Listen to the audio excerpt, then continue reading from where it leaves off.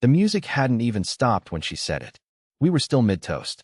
People were still holding their flutes of Prosecco and smiling like they were in a rom-com montage. But all I could hear was the blood pounding in my ears after she leaned into the microphone and said, loud and clear, "So, Carson, it's time. Me or the secret?" Laughter. Nervous, scattered. People thought she was joking. But I knew. She wasn't smiling. She wasn't drunk. She had rehearsed that line. You could tell by how it landed. Not rushed, not theatrical. Delivered. The room didn't go quiet all at once. It was like a slow wave. First the front row, then the people near the gift table, then my mom, then, oh, everyone. I stared at her. She wore that pale yellow dress she said she hated. The one with the little pearl buttons that took forever to undo. Her hair was pinned up like she was accepting an award. And maybe she was. An award for performance under pressure. She had planned this. And me? I was holding a half-eaten lemon tart and sweating through my collar like a guilty man in a court sketch. I could feel all the eyes crawling over me. Friends, cousins, the DJ who didn't even know our names. Every single one of them waiting for me to laugh, deny it, play it cool, do something. But I didn't. I just set down the tart, folded my napkin like a coward, and walked. No words. No scene. Just the sound of my shoes clicking across the floor and the faint echo of her voice calling after me. Not angrily, but almost gloating. She wanted this. She wanted to break me. And here's the worst part. She wasn't wrong. There was a secret, but it wasn't what anyone in that room thought it was. And if I told you the truth, you wouldn't believe me anyway. Because what really happened started 4 months earlier. In the middle of a fire drill. In the middle of a parking garage. With a woman who wasn't my wife. But knew my wife better than I did. The first time I saw her, she was standing too close to the edge of the 5th-floor parking ramp, smoking a clove cigarette like it was the last one on earth. Her scarf was this deep emerald green, the kind that looked like it belonged in a painting more than a Midwestern parking lot during a fire drill. I didn't know her. I wasn't supposed to be there. I wasn't even supposed to be in the building that day.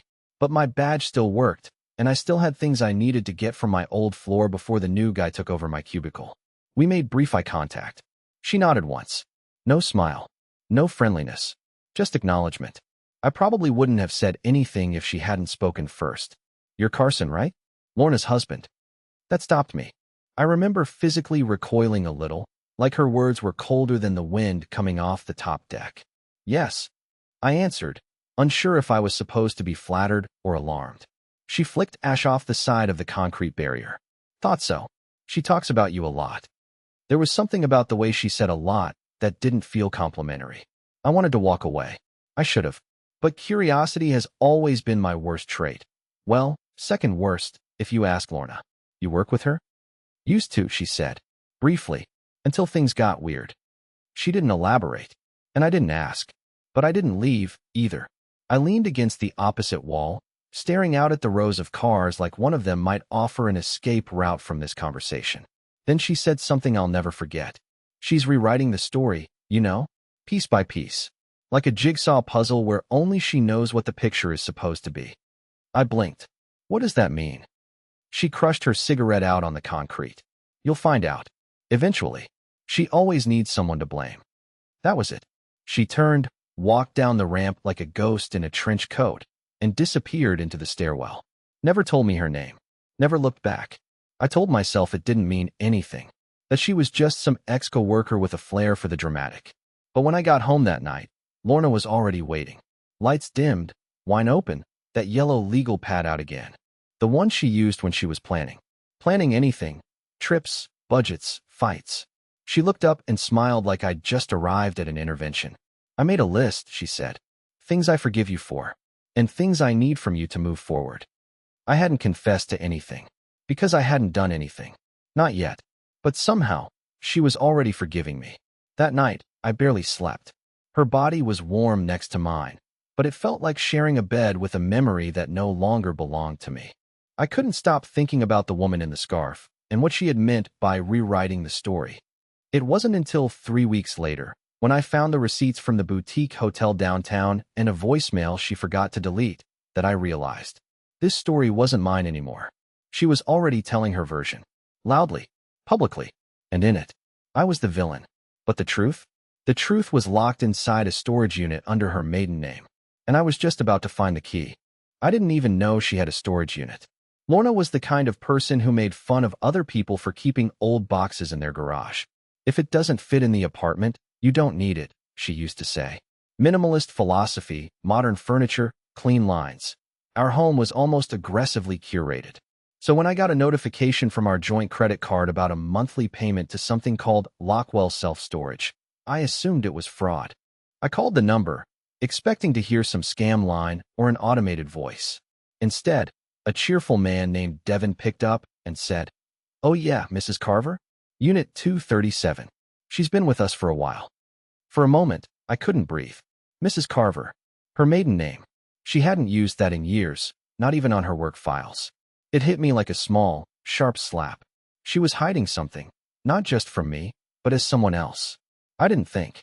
I just got in my car and drove there. Lockwell was the kind of place that smelled faintly of dust and winter air trapped in metal corridors. The manager looked me up and down and said I'd need ID to access the unit. I told him I was her husband and that she'd asked me to grab something. He shrugged, asked if I had the key code. I guessed, on instinct, the date we got married, 0722, and the keypad blinked green. That moment still haunts me because it felt like the lock had been waiting for me. Inside the unit, the light flickered twice before stabilizing. It was small but not empty. 3 boxes, 1 folded chair, a duffel bag, and a framed photo of us, our wedding day, but not the version that hung in our living room. In this one, I wasn't smiling. My expression looked uncertain, like I'd already sensed what was coming. She must have printed this one on purpose. She always controlled the narrative, even in pictures. I opened the duffel bag first. Inside were receipts, a burner phone, and a small black journal with no name. The receipts were mostly for restaurants I'd never heard of, expensive ones, out of town. The phone was dead, but I could see the last call made from it, a number saved under the name Reese. That name again, the same one from the woman in the parking garage. It felt like the universe was laughing at me, connecting threads I wasn't ready to pull. Then I found the photograph. It was folded into the back of the journal, creased in half. It showed Lorna sitting on the edge of a hotel bed, smiling, not at the camera, but at whoever was taking the picture. She was wearing the scarf, the same green one from the garage. My blood turned to static.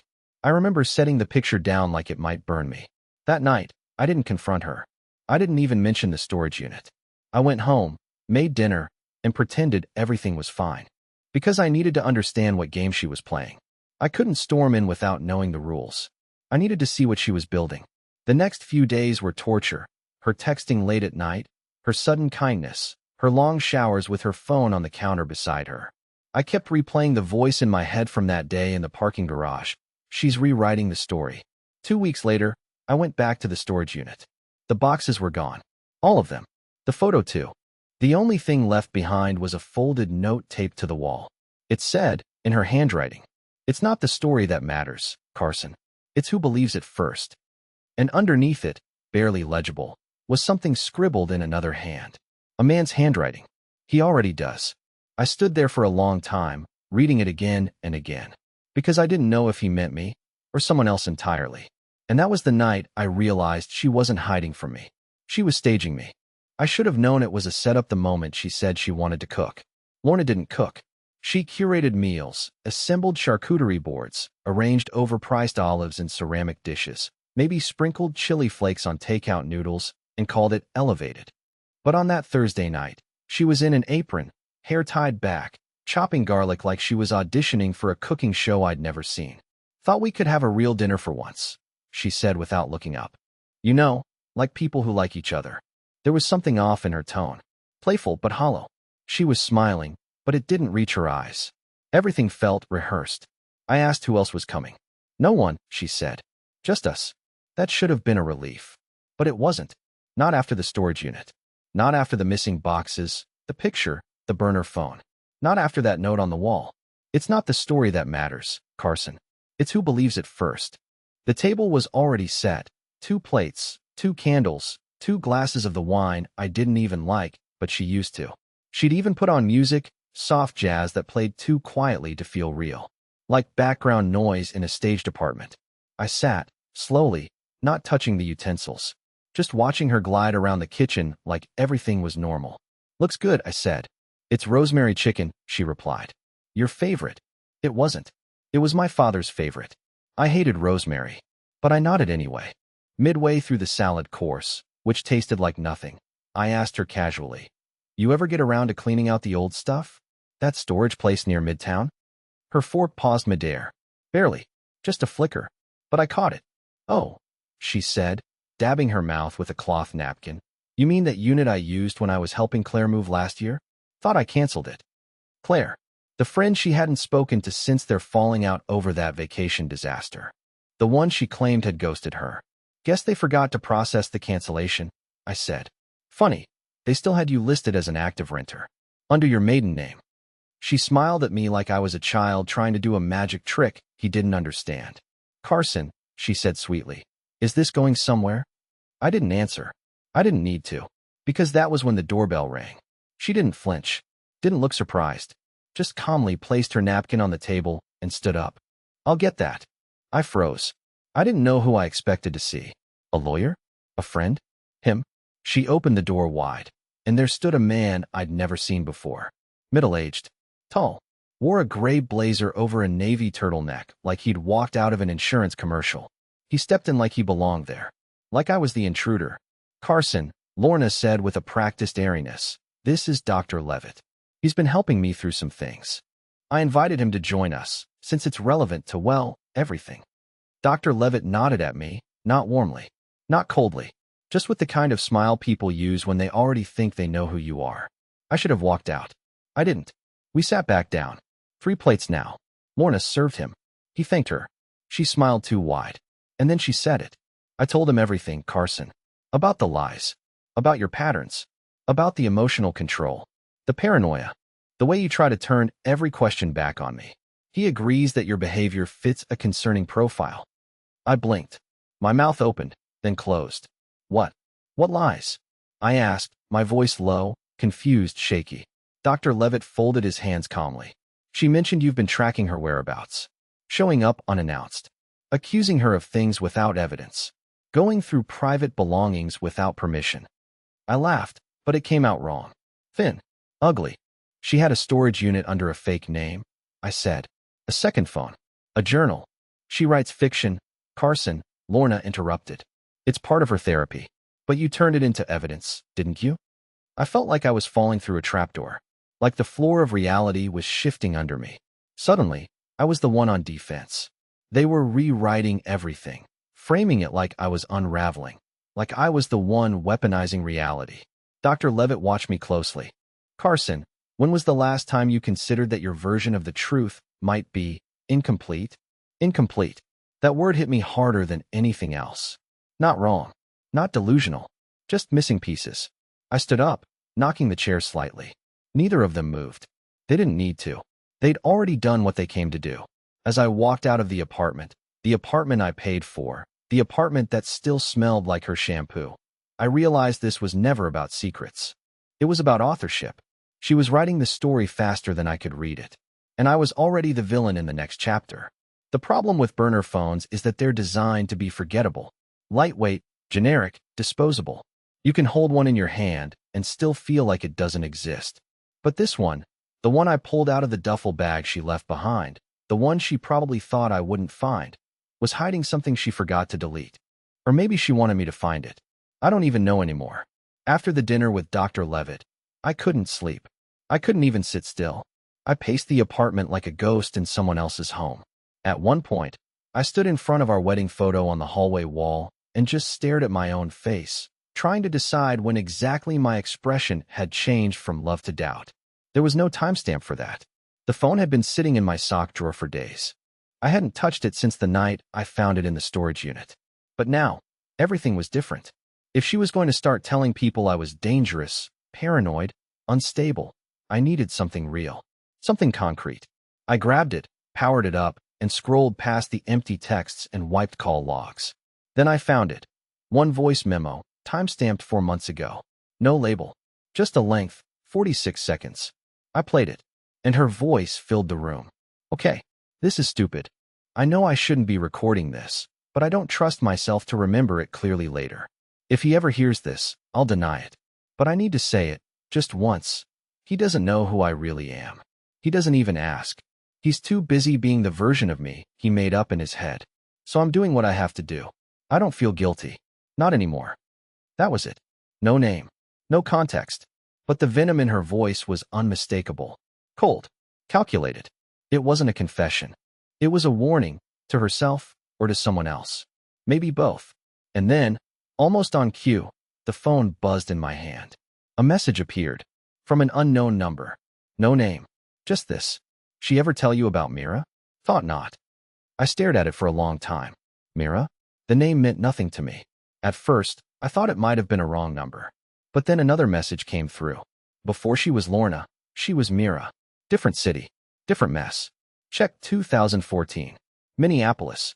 Look for the bar fire. I dropped the phone. Not because I was scared, but because she had another name. I didn't sleep that night. I started digging. Google, forums, social media backlogs. I filtered names through newspaper archives like I was peeling layers off a stranger I used to call my wife. And then I found it. A small article, buried deep in an old Minneapolis online crime blotter from early 2014. Bartender suspected of starting blaze at East Side Lounge. Name, Meera L. Carver. No charges filed. Moved out of state. No photo. Just a name. A whisper of scandal that never went to court. But I knew. I knew it was her. That same week, she'd told me she was volunteering in Chicago. I remember it because she came back with a new leather jacket and a story about giving sandwiches to the homeless. I remember thinking how kind she was. How selfless. But she wasn't in Chicago. She was erasing Meera. Becoming Lorna. I felt sick. Like my whole marriage had been a stage play written by a stranger. If she changed her name, her city, her backstory, what else had she buried? And who was helping her keep it buried? There was no one I could ask. I couldn't go to my friends. She'd already started turning them. And after the dinner with Dr. Levitt, I couldn't trust the narrative she'd laid out around me. Every move I made now would be seen through her filter.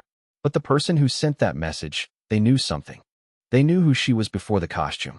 So I replied, "Who are you? What do you want?" Nothing came through for hours. I waited until dawn, my eyes burning, staring at the screen like it might blink to life. At 5:14 a.m., it buzzed once. She told me the same lies. I just got out sooner. It was raining when I met him. One of those mean, directionless rains that doesn't fall. It lingers, like the air itself is sweating. I waited outside the rusted diner off Highway 91 for 43 minutes before he showed up. I was already soaked, jittery from 2 coffees, heart pounding like I was walking into a crime scene. His name was Eric. At least, that's what he said when he slid into the booth across from me, pulled off his hood, and looked me straight in the eye like he already hated me. "You look like I did," he said flatly. Before everything went sideways. He didn't wait for pleasantries. No handshake. No small talk. He just reached under the bench and pulled out a medium-sized cardboard box, duct-taped at the edges and water-stained like it had been kept somewhere cold and forgotten. He placed it between us like a peace offering, or maybe a loaded weapon. "I'm not giving you advice," he said. "Just the pieces. You decide what they mean." I stared at the box, but didn't touch it. "How did you know about me?" "About her?" I knew she'd start over again. She always does. New name. New city. Same patterns. He scratched at his jaw, eyes hollow. "I found her once, years after she left me. Didn't say anything. Just watched her walk down a sidewalk like she didn't leave everything she touched in flames." His voice didn't sound angry. It sounded haunted. I finally opened the box. Inside were photos, receipts, legal documents, IDs. 2 of them. One for Meera Carver, one for Lorna Adler. Different birthplaces. Different hair colors. Same eyes. Always the same eyes. There were pictures of her with Eric, too. At a lake, at a Halloween party, in bed. She looked younger. But the smile was the same. The one she wore like a costume. The one I used to think was mine. There was also a letter. Folded 3 times. Dated 6 years ago. "Eric, if you're reading this, I guess I left before you woke up. Again, I never meant for you to see that side of me.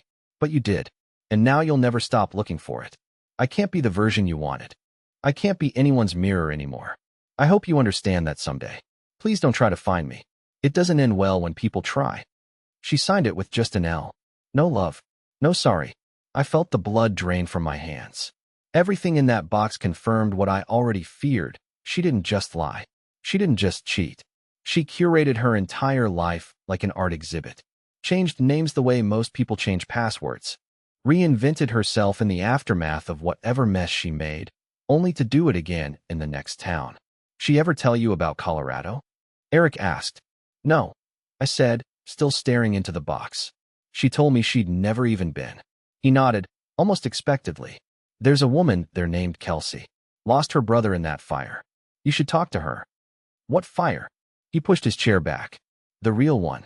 Not the bar story she feeds people. The one that made her run the first time. I wanted to ask more, press for names, timelines, but he was already standing. He reached into his pocket and tossed a small USB stick on the table. That's yours now. Everything I had on her. Pictures. A few emails she sent to a guy named Leon while she was still with me. I only kept it to remind myself never to chase that ghost again. Then he was gone. No goodbye. I didn't go home after that. I drove to a motel on the edge of town and stayed up all night going through the files.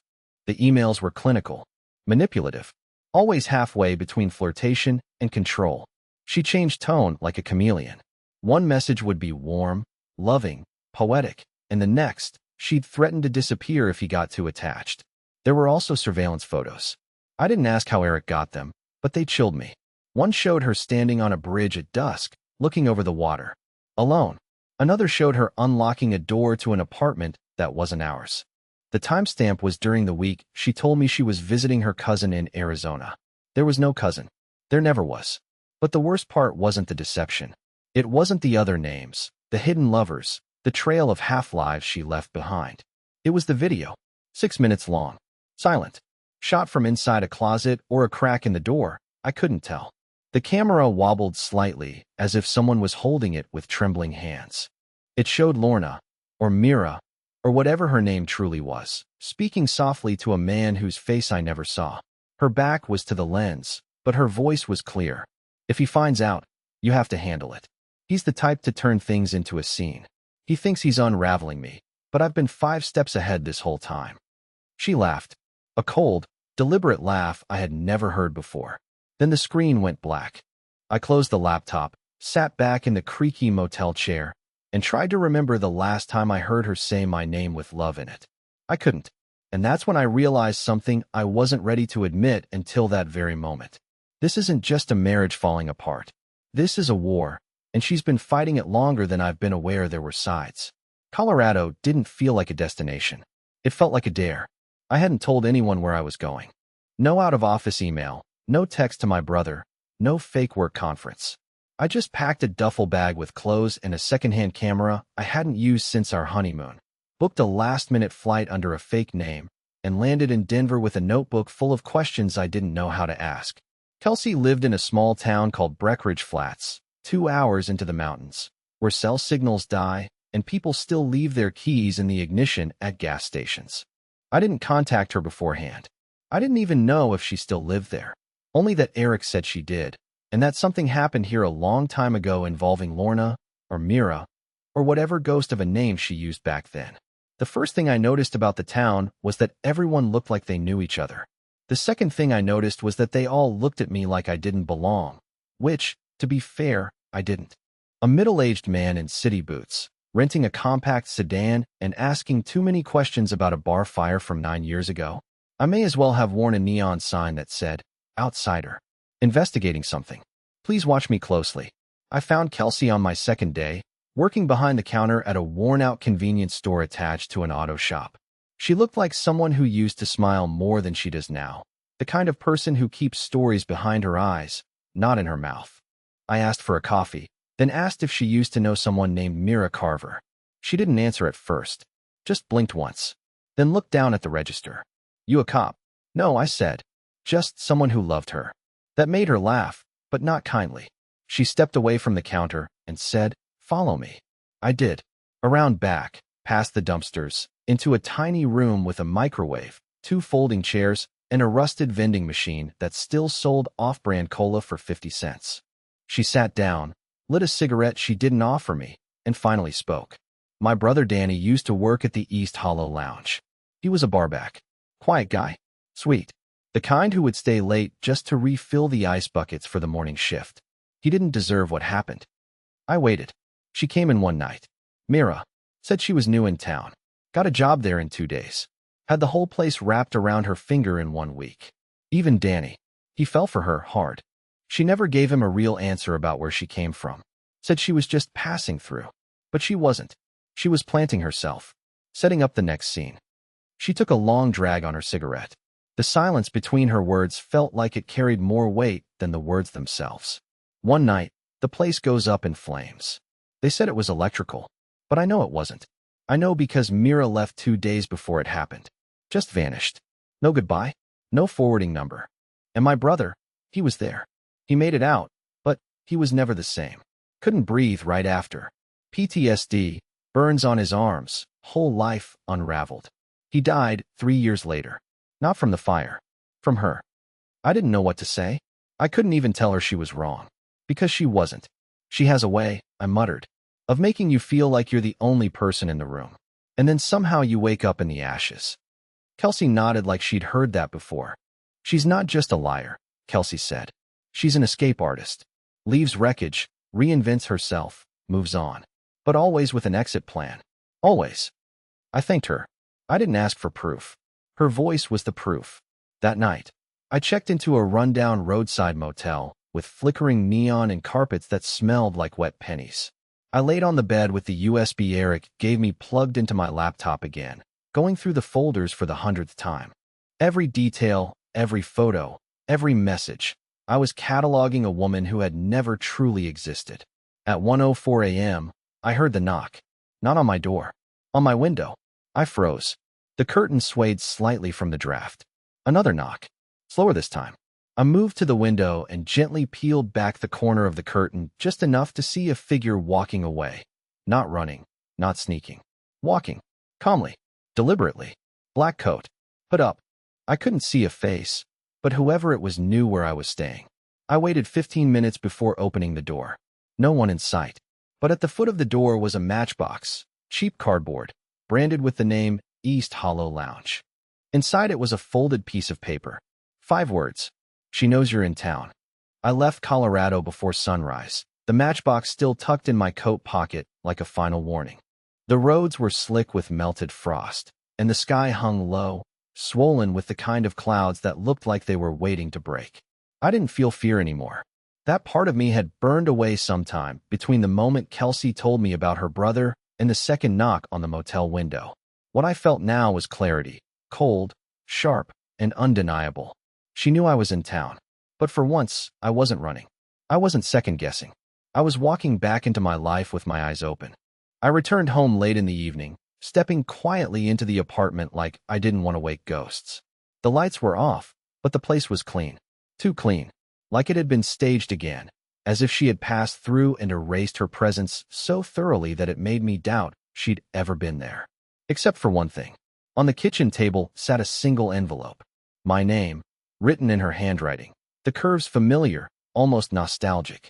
I opened it slowly, expecting more lies. More riddles.